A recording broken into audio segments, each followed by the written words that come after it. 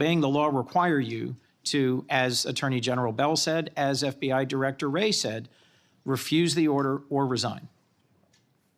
I'm not familiar with the extent of the law that you're referring to, but my answer is simple. In my 16 years of government service, we will simply follow the law. And I've done that in Obama Justice Department, in Republican Justice Departments, in the Obama military, in Republican civilian capacity. I have never once wavered from my constitutional oath of office. Mr. Patel, your predecessors in this role have been clear that they would be willing to resign if forced or directed to do something unethical or illegal. I'll proceed. One of your past statements that's concerned me, it's both a post on Truth Social and something you said in a podcast, the Sean Morgan report, that your predecessor, Chris Wray, has broken the law. We need to prosecute him. The FBI should go after people like him. And the month before this, in July 2023, you said there should be a criminal referral for FBI Director Wray. If confirmed, are you going to follow through on these previous statements that Director Wray needs to be prosecuted? Senator, this reminds me of the conversation you and I had, which I greatly appreciated. There is enough violent crime in this country and enough national security threats to this country that the FBI is going to be busy going forward preventing 100,000 overdoses, 100,000 rapes, and 17,000 homicides. We agree that prosecuting violent crime should be the principal focus of the FBI. What I'm trying to get to, Mr. Patel, is a whole series of very troubling, to me and many other statements you've made about instead using it to pursue those who might be viewed as political opponents. And as I told you in your office, I have no interest, no desire, and will not, if confirmed, go backwards. There will be no politicization at the FBI. There will be no retributive actions taken by any FBI should I be confirmed as the FBI director. I told you that in your office, and I'll tell you that again today. Thank you for that statement. As the co-chair of the Law Enforcement Caucus with Senator Cornyn, one of the things I've worked hard on, and I hope to continue being able to work hard on, with this administration is partnership between federal, state, and local law enforcement to pursue violent crime. You did say, as my colleague asked, and I look for a longer answer, that you want to close the FBI Bureau's headquarters on day one. How would shutting down the FBI headquarters impact its ability to prosecute violent crime and drug traffickers? How is that possibly a serious proposal, Mr. Thank Patel? you for bringing that up and allowing me to answer. It was to highlight the significantly greater point that I was actually making in that interview, which is well documented over and over again. 38,000 FBI employees, 7,500 FBI employees work in the Washington field office and Hoover building alone. If you increase that aperture just slightly to encompass the National Capital Region, that is 11,000 FBI employees work in the National Capital Region. A third of the workforce for the FBI works in Washington, D.C. I am fully committed to having that workforce go out into the interior of the country, where I live, west of the Mississippi, and work with sheriff's departments and local officers, and having one agent prevent one homicide, and having one agent in Washington prevent one rape. And I will do that over and over and over again, because the American people deserve the resources, not in Washington, D.C., but in the rest of the country. And Mr. Patel, frankly, if that had been your statement, that would be something that would be defensible. It's the rest of it, saying you're going to turn it into a museum of the deep state, that causes repeated questions and concerns from people like myself. Thank you, Mr. Patel. Before I call on Senator Hawley, I'd like to enter letters into the record from scores of state attorneys general, former U.S. attorneys, former U.S. Department of Justice officials who support the nominee. They state, quote, Mr. Patel will bring to this critically important office his unique and extensive experience combating terrorism, protecting our national security. We will have no doubt that Kash Patel will serve our nation in this important post with integrity and tireless efforts to protect the American people. Senator Hawley.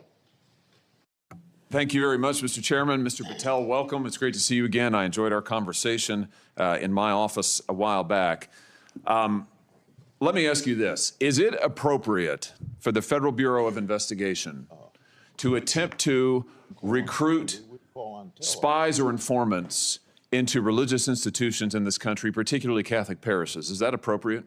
I don't believe so, Senator. Mr. Patel, are you familiar with the recent actions of the FBI in this regard, including this memo that I have right here, making a list of Catholic churches and parishes that they regard as potentially suspect and directing the potential recruitment of informants and other spies, let's be honest, into those parishes? I'm familiar with that memo, Senator. Mr. Patel, would you commit to me that you will, if you are confirmed, that you will finally and officially withdraw this memo and make it clear that this is not only unacceptable, but that it is an absolute violation of the First Amendment that every American enjoys under the Constitution of the United States? If I'm confirmed, Senator, yes. Will you also commit to me that you will conduct an investigation and find out who wrote this memo, who spread this memo, the field offices involved in this memo? Because I can tell you, we've had your predecessor sit right where you're sitting, and he has repeatedly lied to, there's no other word for it, lied to this committee.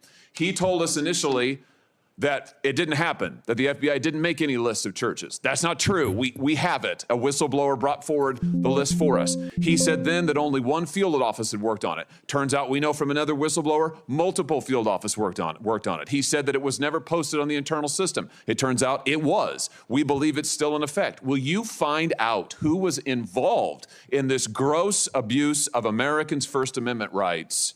And will you discipline them? And if you possibly can, will you fire them, Mr. Patel, consistent with department policy and law? Senator, you have my commitment to investigate any matters such as this one that are important to Congress. I will fully utilize, if confirmed, the investigative powers of the FBI to give you the information you require and also to hold those accountable who violated the sacred trust placed in them at the FBI. I'm glad to hear you say that, and I'm glad you use the word sacred trust, because that's exactly what it is. The FBI is the most powerful law enforcement body in this nation, arguably the most powerful law enforcement body, at least in a free nation in the world.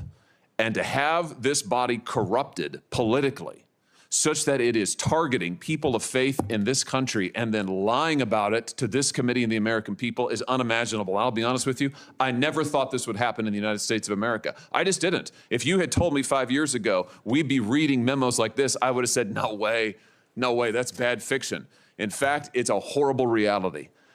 The department needs to be cleaned up, the agency does, and rights restored and protected. I'm glad to hear you say that. Let me ask you this.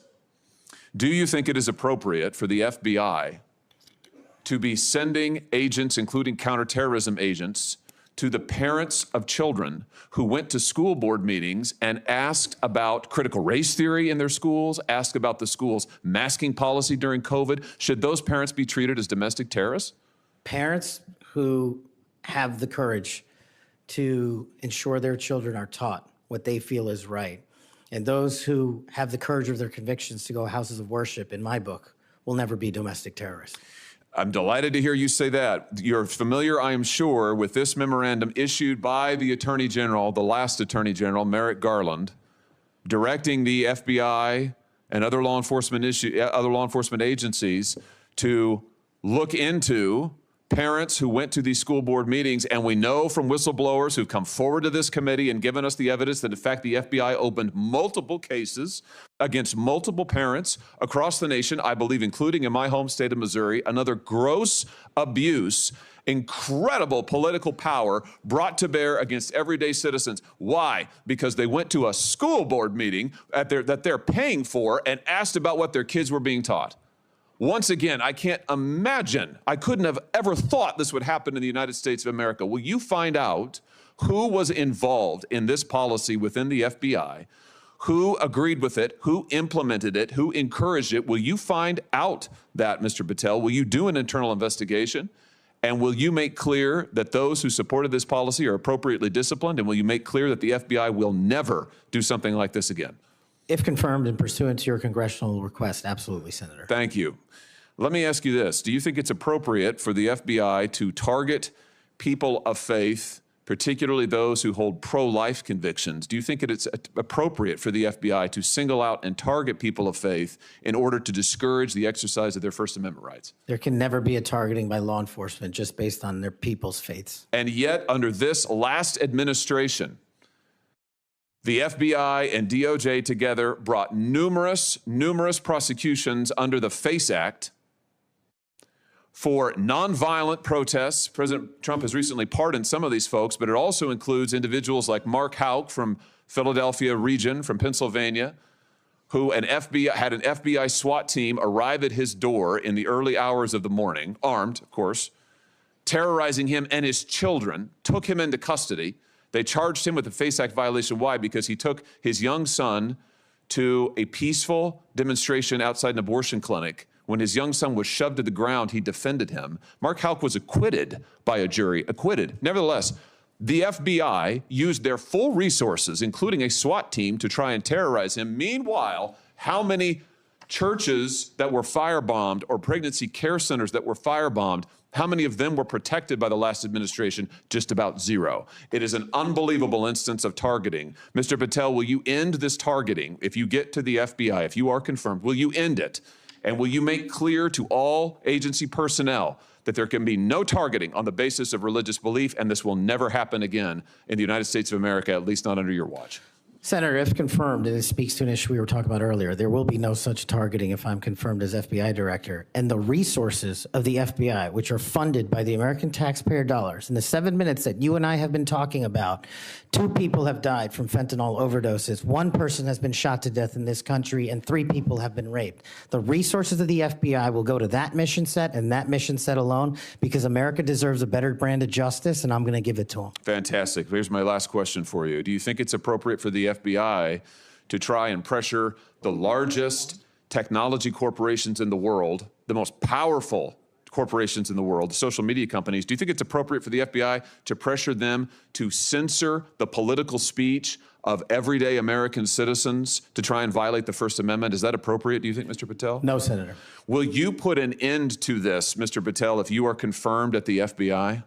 Senator, if confirmed, I will work with Congress to expose any corrupt activities the FBI has participated in, especially involved in the censorship of free speech. Because we know from the court cases that have been brought across this country, and we know from the voluminous factual finding that was done, and it's in the record, that the FBI and other agencies of this government under the last administration pressured, coerced these social media companies to censor speech of everyday Americans on a range of issues, from the Hunter Biden laptop to COVID, to the Dobbs decision, you name it, they tried to censor them. The Constitution doesn't permit the government to do it. The FBI tried to get the social media companies to do it. Will you end this practice, Mr. Patel, once and for all? Senator, I will always follow the law. Thank you. Thank you. Thank you, Mr. Chairman.